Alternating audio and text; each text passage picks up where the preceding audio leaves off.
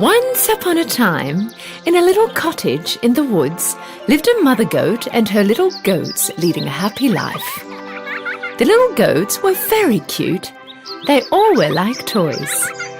Mother goat, like all mothers, loved her little goats very much. She protected them from all the wild animals in the forest. One day, before she left the house to find food in the forest, she called her little goats next to her and... My dear children, I am going into the forest. Do not open the door for anyone. If the wolf comes into the house, he will eat all of us alive. He's very shifty. He will disguise himself into different shapes and try to fool you. So how will we recognize him? The wolf has a rough voice, and I have a soft and sweet voice. So you can recognize him from his low and rough voice right away. Right when she was leaving, the mother goat remembered something else. She turned to her little goats. One more thing. The wolf's feet are black and mine are white. You can also recognize him from his feet. Don't worry, Mother. We can protect ourselves. You can count on us. Mother goat kissed her little goats one by one and headed into the woods. The wolf was watching them from afar. When he saw Mother Goat leaving, he waited a while, and then he came in front of the cottage and knocked on the door.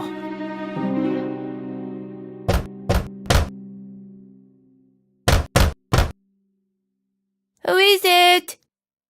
Little goats, open the door. Your mother is here. I brought nice food for you all. But the little goats recognized the wolf's rough voice right away. Without opening the door, they yelled out, You're not our mother. Her voice is sweet and more beautiful. You're the wolf. You can't fool us. The wolf got very angry because he could not fool the little goats. So he went to the shop, bought a big piece of chalk and ate it. Now his voice sounded much softer. So he went back to the cottage and knocked on the door again. This time, the wolf started to talk with his soft voice. My little goats, open the door. It's your mother. I brought food from the forest for all of you. Hearing the wolf's soft voice, the little goats thought that it was really their mother this time.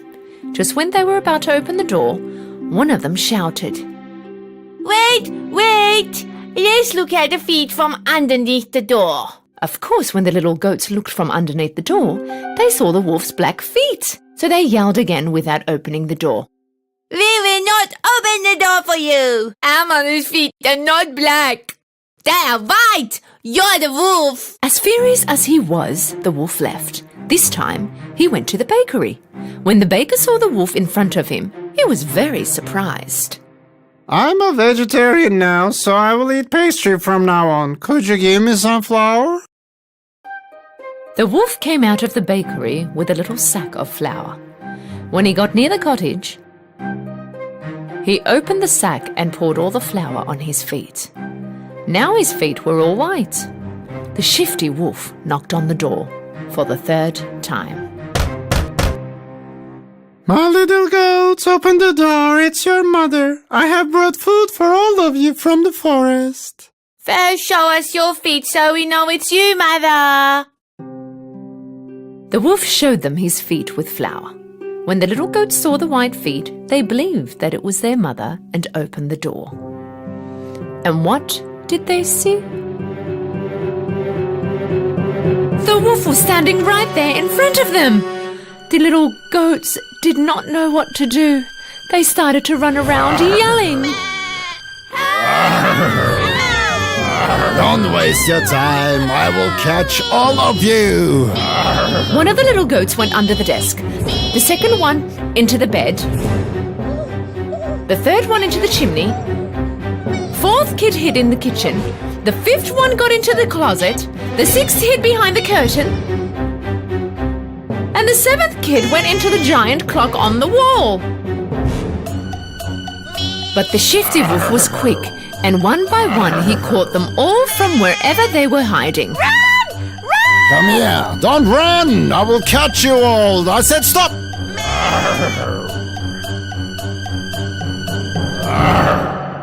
The only one he could not find was the one hiding in the clock. He was already full, so he gave up on looking for them and head out. There was a big yard a little further from the cottage. The wolf lay under a tree on the yard and started to sleep, snoring.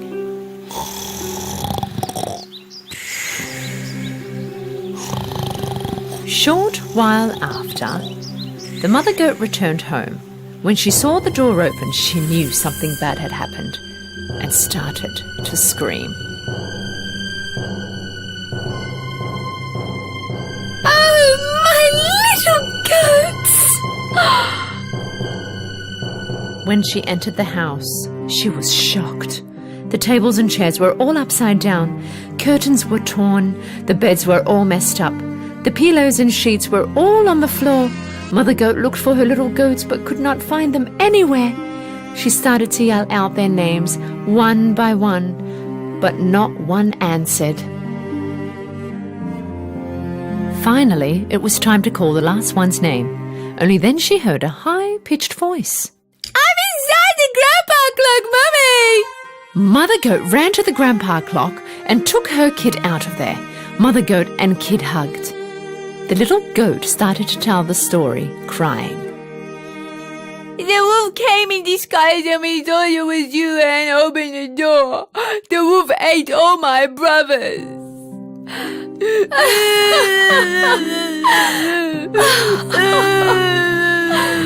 Oh, darling. Mother Goat was very upset.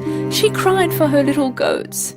With only one of her kids remaining, she walked out and started to go towards the yard. After a while, they saw the wolf sleeping under a tree. He snored so bad that the branches of the tree were shaking. Mother Goat observed the wolf for a while. She realized that inside his tummy, some things were moving. Oh, my God! Can it be that my goats are in his tummy and they're still alive? She had a plan. She turned to her kid. Run home, bring me a needle, thread and the scissors.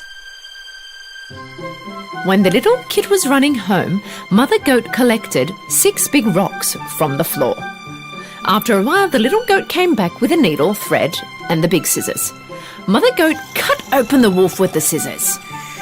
She saw one of her little goats right away. And then the other ones started to appear one by one. They were all healthy. Mother Goat couldn't stay still from the joy she had. All the little goats hugged their mothers with joy. Mama, we love you! Oh, Mama! Yay! Oh, Mommy, we love you! They were all full of joy. Ah, my little goats, you're safe. Mother Goat put the rocks she collected carefully inside the wolf. Then she stitched his tummy with the needle and thread. The wolf was sleeping so deep he'd not feel anything. He did not move. Mother Goat and her little goats quickly got away. When the wolf woke up, he stood up. His tummy hurt really bad. He thought to himself that it was because he ate too many goats. Because his tummy was full of rocks, he got really thirsty. He came next to the river to drink some water. But when he was walking, the rocks were hitting each other. My tummy feels so heavy and full. It's as if all the goats I ate turned into rocks. He wanted to kneel down and drink some water. Due to the rocks being so heavy, he lost his balance and slipped into the water. Oh! Help! Help me! I'm drowning! Help! Yelled out for help, but no one helped him. He could not bear the weight of the rocks anymore and went under into deep waters. When they saw what happened, Mother Goat and her little goats ran to the river. The wolf is dead! Yippee! The wolf is dead! The wolf is dead! Yippee! Hand in hand, they all started to dance and jump around, From that day on, Mother Goat and her 7 little goats had a peaceful and happy life in their cottage in the forest. In a land far, far away, there lived a miller with his 3 sons. When the miller died, he left his oldest sons the mill, and to his youngest son, he left his cat. His younger son got really upset. Unlike his brothers, it was almost impossible for him to get by with the will he had got. He looked at the cat and said to himself, "What can you do with a cat? You can't even eat it." But suddenly, something very unexpected happened. The cat answered back. You're awfully wrong about me, sir. I can be much more valuable to you than you think. The young man was stunned to see the cat talking. He asked, stuttering, How's that possible? If you bring me an empty sack, a hat, and a pair of boots, I will show you how. With his surprise wearing off, the young man thought to himself, if this cat can talk, he sure might know something. All right, let's see what you can do. Young man brought everything the cat had asked for. The cat put the hat on, put his boots on, went to the mirror and looked at himself with pose, then put a bunch of lettuce along with 1 carrot in a sack and took off. When in the wood, he opened the sack and put it on the floor.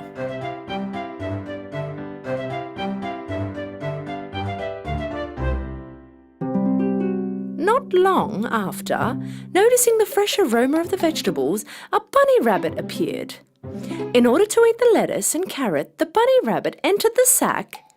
The cat then quickly ran to the sack, tightly tied it up, and trapped the bunny rabbit in there.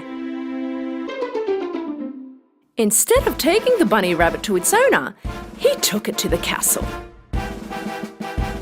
and told the guards that he'd like to see the king. Seeing a talking cat that's wearing a hat and boots, the guards quickly took him to the king's presence.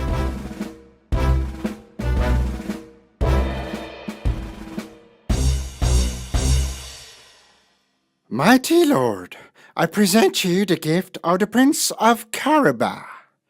My master, the Prince of Caraba, has caught this bunny rabbit for you just now. The king was very impressed with this gift. For a very long time, Puss in Boots continued on bringing animals that he caught for the king.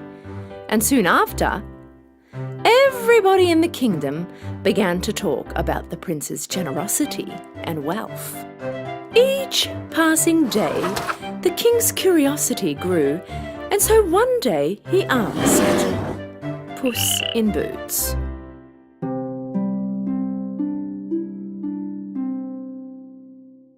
"Is your highness young? Oh, young and very handsome indeed. Is he rich?" Very rich, your highness. He would be honored to welcome you in his castle. At last, the king and queen were very happy to hear that they were going to meet this very handsome prince. If what Puss in Boots says is true, I think we might have just found the perfect husband for our daughter and a suitable prince for our kingdom, said the queen. A few days later, Puss in Boots found out that the king and queen were out on the town with their daughter. This is the day I've been waiting for. He ran straight to his owner. Sir, we have to go to the riverbank right away. Follow me quickly. The young man did not understand what was going on, but he did, as he was told. But why did we come here? To swim, sir. To swim? But I don't know how to swim. It's better that you don't. Take off your clothes immediately and get in the river. Trust me, sir, you won't regret it. Young man did as he was told and went in the river. And Puss in Boots hid his owner's clothes behind the bushes. When the king's carriage was passing next to the river, Puss in Boots ran to them, alarming. Help! Help! My master, Prince of Caraba, is drowning! The king immediately sent his men to the river. When his men were saving the young man, Puss in Boots explained to the king how the thieves had stolen his master's clothes. The king ordered the men next to him. Bring some of the best clothes we have to the prince. With his new clothes, the young man looked just like a real prince. When he was walking towards the king's carriage, the princess and the queen were watching him. The young man came next to the king and bowed before him. I can't thank you enough. My master, the Prince of Caraba, will be honored to host you in his castle, my king. I'll go now and prepare. Puss in Boots quickly ran off. The young man did not really understand why he was called the Prince of Caraba, but again he thought that Puss in Boots was up to something and kept silent. The princess immediately fell in love with this handsome prince. While running fast to a castle that belonged to a monstrous giant, Puss was yelling to the farmers that worked along the way. The king is approaching. If he asks, you will say that all this land belongs to the Prince of Caraba, or else he will punish you. Puss in Boots was running, and at the same time he was repeating the same to everyone he saw along the way. While the king's carriage passed along the way, everyone kept saying the same thing out of fear. The king was surprised that the prince owned such vast amount of land, but he was happy nonetheless. Meanwhile, Puss in Boots arrived to the giant's castle and knocked the door. The door opened with a big noise. When he saw a cat in boots with a hat, the giant was very surprised. When Puss in Boots started to talk, the giant was surprised even more. Good day, Your Highness. Who are you and what are you doing in my castle? Puss in Boots started to implement his plan. Well, let me put it to you this way, Your Highness. I am the king's loyal servant. The king has told me much about your amazing abilities on magic. Yes, that is right. For example, are you able to transform yourself into a huge lion? Sure I can. This is very easy for me. Using his amazing magic, the giant transformed into a huge lion. Puss in Boots got very frightened, of course, and jumped as high as he could. Okay. That's enough. The giant transformed back to his normal self. That was amazing. I bet it's impossible for you to transform into any small animal, though. I'm not sure. What do you say?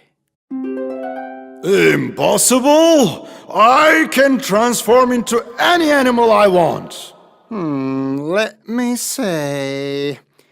Can you transform into a small mouse? The giant was laughing so loud that Puss was having trouble staying in the same spot. And so the giant used his magical strength and transformed into a mouse. Seeing the giant transformed into a mouse, Puss quickly jumped on the mouse, and with a big bite, he got rid of the giant. Meanwhile, the king's carriage approached the giant's castle, and Puss quickly ran towards the king.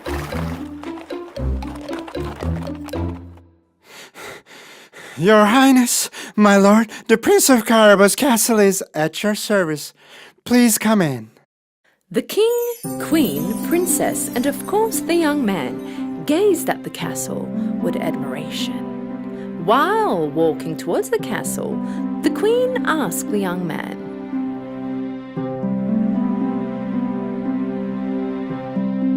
"My dear prince, are you married?" No, Your Highness. If you would allow me to wed your beautiful daughter, I promise you that I will make her very happy. A huge huge feast was prepared at the giant's castle, and the prince and the princess got engaged. Soon after, they got married.